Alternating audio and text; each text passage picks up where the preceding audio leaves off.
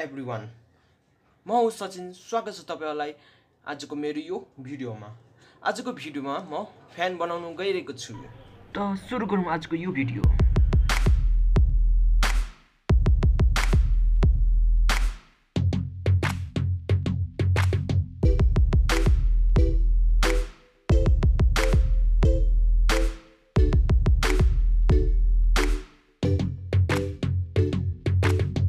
त्यसको लागि म सामानहरु यो लिन गइरहेको छु। यो रहेको छ पेपर प्लास्टिकको टुक्रा रहेको छ यो तपाईहरु कोकको बोतल काटेर त्यसको टुक्रा पनि यसरी बनाउन सक्नुहुनेछ। अनि अर्को रहेको छ पाइपको टुक्रा, यो पनि टुक्रै हो। अनि यसमा मैले यो होल बनाएको छु। यसमा चाहिँ हामी स्यामसङ को female connector USB connector use गर्ने छु। यस्तो खालको। अनि अफ कोर्स जब फ्यान बनाउन गइरहेको छु तब मोटरको आवश्यकता पर्ने छ। मोटर चाहिँ मैले यो DC 3 भोल्टको लिएको छु। यो टोय मोटर पनि भन्छ यसलाई। यो चाहिँ मैले पहिला बच्चातिर रिमोट कन्ट्रोल वाला कार खेल्दै थिएँ आमाले सिकाएको। तपाईहरुसँग पनि रिमोट कन्ट्रोल कार छ भने त्यहाँबाट झिकाल्नुस् न त किनेर ल्याएर झिकाल्नुस्। त यो सँगै अर्को चीज पनि चाहिन्छ। पेनको रिफिल जो चाहिँ अलिकति बाँकी रहेछ, अलिकति सकेको चाहिन्छ। मसँग दुईटा रिफिल रहेछ तर दुवै यति बाँकी रहेछ। धेरै परन्दाज भएको यही फाइदा हो। यसको चाहिँ टुप्पी नै रहेनछ। त यही म युज गर्ने छु। यो होल चाहिँ मैले सोल्डरिङ आइरनबाट बनाएको। सोल्डरिङ आइरनलाई ढसाएर बनाएको। तपाईहरुसँग सोल्डरिङ आइरन छैन भने चक्कु घुसारेर यसरी घुमाउन पनि सक्नुहुनेछ। यसरी गरेर पनि गर्न सक्नुहुनेछ। ओके, यसलाई चाहिँ म यहाँ बिचबाट काट्ने छु। त्यसको लागि म यसलाई नाप्ने छु। पहिला नापेर ठिक्क मिलाएर गर्नेछु। ओके, यो रहेको छ 13 सेन्टिमिटर। 13 सेन्टिमिटर अलिकति पुग्दैन रहेछ। यसलाई म यसरी नाप्छु। यसलाई यतापट्टि 5 सेन्टिमिटर या 6 सेन्टिमिटर 5 सेन्टिमिटर 5 सेन्टिमिटर यतापट्टि 5 सेन्टिमिटर।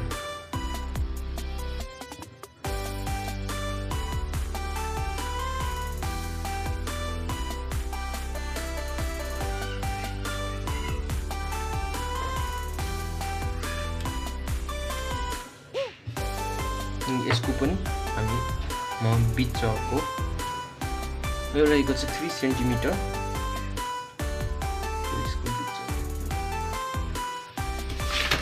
यसलाई चाहिँ थोरै काटेर बङ्गाउने छु।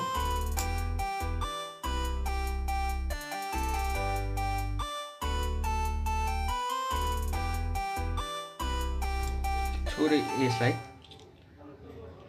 तताएर बङ्गायो भने अलिक सेट हुन्छ।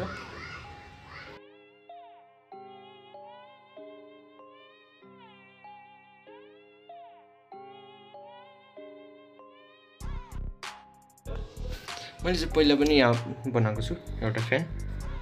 यसमा चाहिँ 4वटा ब्लेड छ जुन मैले प्लास्टिक पेपरबाटै बनाएको छु। अनि यो थोरै रिचार्जेबल छ।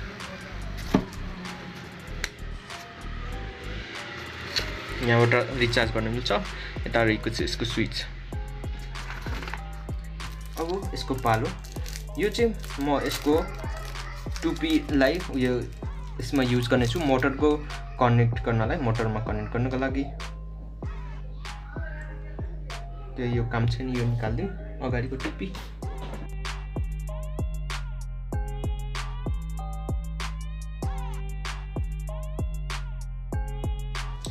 यसलाई थोरै सफा गरौँ। यसलाई सफा गरेपछि थोरै यसको सेप काटौँ। सेप भन्छ होला सायद पिन।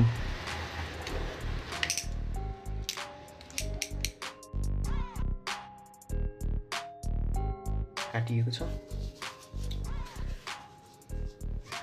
यसमा चाहिँ अब यो पस्न सक्छ अनि अड्किने गरेर पसेन भने थोरै माथि काट्नु, त्यहाँबाट पनि पसेन भने अलिक बल लगायो भने पस्छ यो सजिलैसँग यसरी।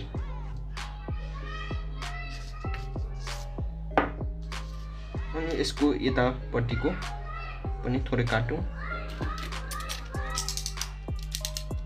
त्यो यो काटिएको छ।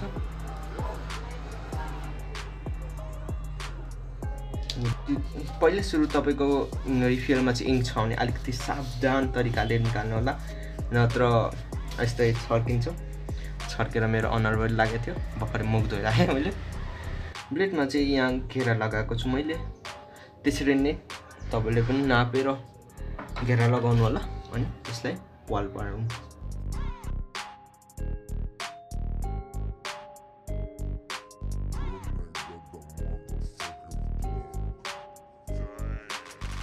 कसैले चाहिँ सोचिरहनु भएको होला यो जाडो महिना आउनु लागिसक्यो, फ्यानको भिडियो किन हालिरहेको छ यो मान्छेले भनेर।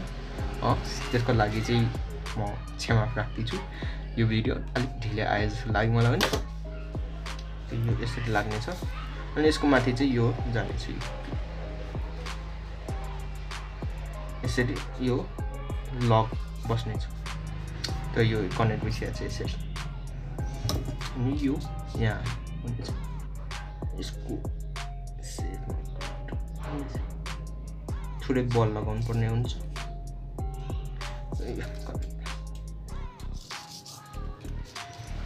हात चकाचक भइसकेको छ, भर्खरै हात धोएर आएँ। त अब यसलाई म यसभित्र हाल्न गइरहेको छु। मैले चाहिँ एउटा कुरा मेन्सन गर्न बिर्सेछु, मलाई यो फ्यानको लागि एउटा प्लाईको टुक्रा पनि लाग्नेछ। टुक्रा मिलेर फ्यानको टुक्रा बन्नेछ। यसको लागि जोड्नेको लागि चाहिँ हट ग्लु चाहिनेछ। त हट ग्लु यसभित्र रहेको छ, म निकाल्ने गइरहेको छु। यो रहेको छ हट ग्लु गन। यसको छ पुग्छ होला सायद। यसलाई त बन्द गर्ने बिर्सेँ।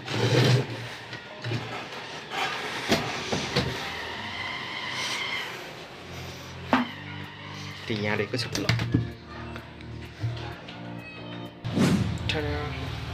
त्यो ग्लु लगइन भइसकेको छ।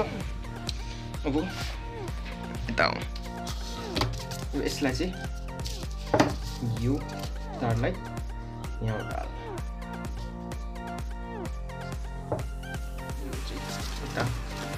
होइन त्यहाँ म ग्लु गनले यसलाई फिक्स गर्नेछु।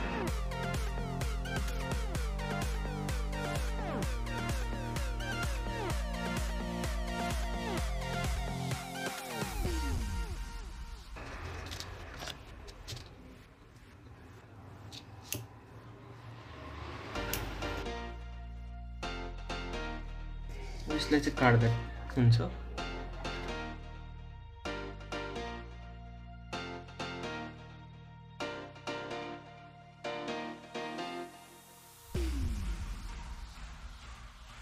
यसलाई यहाँ जोइन गर्नेछु। यो जोइन गर्दाखेरि चाहिँ तपाईहरुसँग कालो टेप छ भने कालो टेप हाल्नु, हिट सिङ्क ट्युब छ भने श्रिङ्किङ ट्युब छ भने त्यो हाल्दा ठिक हुन्छ। त्यो हाल्दा पनि ठिक छ, दुईटै हाल्दा ठिक हुन्छ। त म श्रिङ्किङ ट्युबको युज गर्न गइरहेको छु। यो रहेको छ श्रिङ्किङ ट्युब। यो मोटर चाहिँ तपाईले दराजबाट पनि किन्न सक्नुहुन्छ। दराजमा धेरै कुरा छ। मैले चाहिँ अगाडि टेस्ट गरेको छु। यो तार र यो तारको कलर नमिले पनि यो फ्यान सुल्टो नै घुम्नेछ। तपाईले पनि अगाडि जोइन गर्न अगाडि फ्यान कतापट्टि घुम्दाखेरि हावा फाल्छ त्यो चेक गरेर जोइन गर्नुस्। यो चाहिँ हाल्न बिर्सेछु मैले अघि। यो तार र यो तारको कलर नमिले पनि यो फ्यान सुल्टो नै घुम्नेछ। तपाईहरु पनि पावर चेक गरेर गर्नु होला। कतापट्टि घुम्दाखेरि हावा फाल्छ त्यसले, त्यो चेक गरेर मात्रै जोइन गर्नु होला।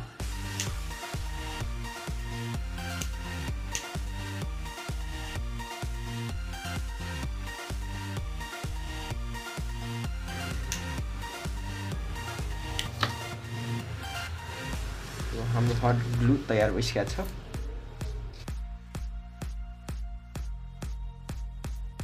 यो ग्लु गन सुकेपछि थोरै लाइटर वा सलाले यसको ग्लु मेटाउँदा राम्रो हुनेछ, किनकि यस्तो धागो निस्केको छ, धागो जस्तो देखिरहेछ। यस्तो गऱ्यो भने हट्नेछ। अब यसलाई यहाँ पेस्ट गर्नुपर्छ। यसलाई चाहिँ अलिक यस्तो साइजमा राखौँ, किनकि यताबाट फोर्स गर्दाखेरि यता नडलोस् भनेर। त्यसमा नि थोरै ग्लु गन राम्रोसँग लगाइदिउँ। ग्लु गन धेरै प्र्याक्टिस गरेको रहेछ।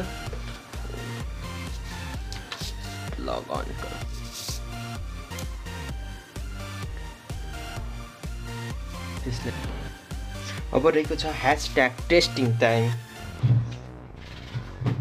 ओके, मैले यो लिइसकेको छु चार्जर, हेर्न सक्नुहुनेछ। स्यामसङको माइक्रो USB केबल र यसमा कनेक्ट गर्नु। तपाईहरुसँग यस्तो कनेक्टर छैन भने केही छैन, तपाईहरु डाइरेक्ट चार्जर पनि पुरानो चार्जरको युज गरेर पनि कनेक्ट गर्न सक्नुहुनेछ। अनि त्यो डाइरेक्ट नै हुनेछ, यसरी कनेक्ट गर्नुपर्ने हुने छैन। त्यतापट्टि फर्काइदिनु यसलाई। कनेक्ट